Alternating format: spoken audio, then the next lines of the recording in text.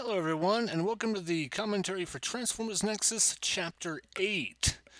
Uh, another chapter getting things set up for the arrival of the Seekers, and pretty much the battle for Cybertron between the Autobots and the Seekers. So, what I want to talk to you guys today about is things I've been seeing a lot in the the Transformer stop motion community, and I just want to try to motivate you guys.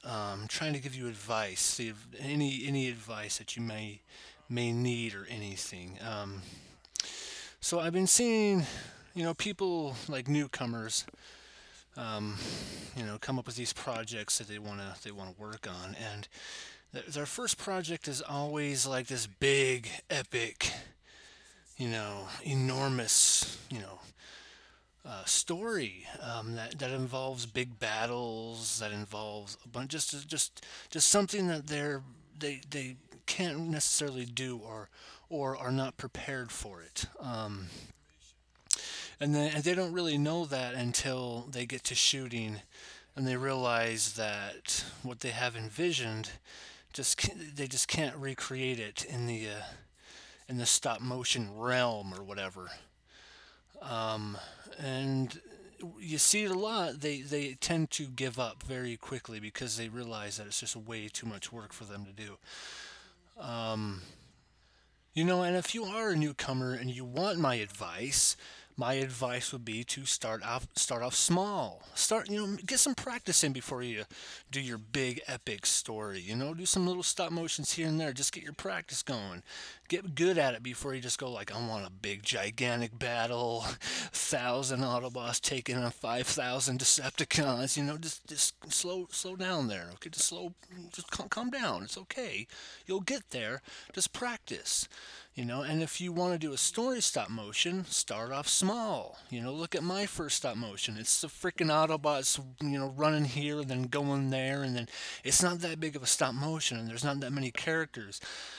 And it was simple and fun, and people still seem to like this. People still prefer my original series over anything I've done since, even though I think Nexus is my best series that I've put out. That's why I'm redoing everything to Nexus standard because I think Nexus is the best I've done so far. But anyway, to anyone like I said, if you want to do this kind of stuff, you have to be prepared for the amount of work that you do. I do everything on my own.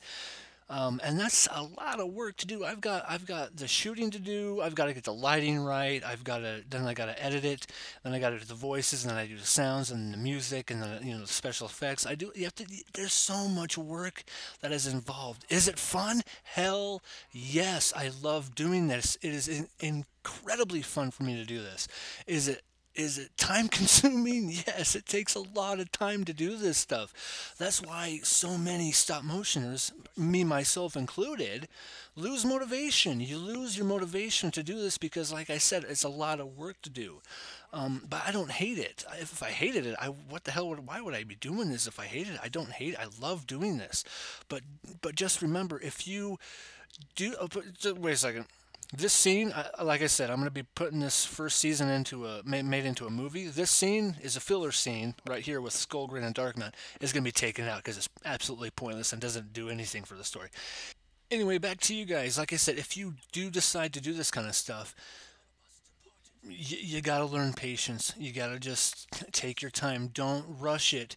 Try not resorting to live action. I sometimes mix live action in with my stop motion, and it never looks right. It never ever looks right.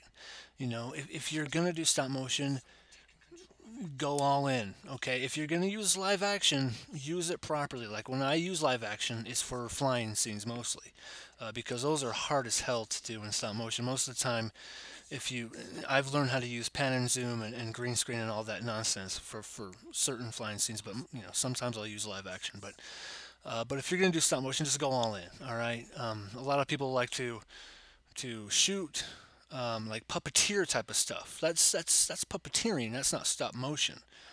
And most likely, if you do that, your series isn't going to come out the way you want. And I don't want to speak for anybody, but you're just going to you're probably going to get frustrated. You're going to get, you're going to lose your interest in what you're doing. And I mean, a lot of people probably have great ideas and have like this vision in their head. They want to get on screen somehow. And if you have figures and whatnot, this is the way to do it. Stop motion, amateur stop motion is the way to do it. It's become a big thing on YouTube in the last 10 years or so. So, like I said, this kind of stuff takes a lot of work. You got to go all in, because not only are you doing it to get better at it, you want to get an audience. You want to have people watch it. You're putting it on YouTube. You're putting it on the internet for everyone to watch. So you want to make it watchable and make it enjoyable for your audience. So, you, like I said, I'm saying it 1,000 times, but you just patience. All right, prepare yourself. Like I said, if you're new, start off small with a small story. Get some practice in before you start your story. Maybe just prepare yourself. Don't be like boom, Lord of the Rings, baby. Wow. Don't do that kind of stuff. Just or you can just do whatever you want. I'm just trying. I'm giving you advice. I'm not telling you what to do. I'm just giving you advice. You do whatever the hell you want. But just advice from me, Night Slash, aka TFX Productions. Anyway, you guys, if you're new, good luck, and to all the existing stop motioners, keep kicking ass, and I'll see you next time. Bye bye now.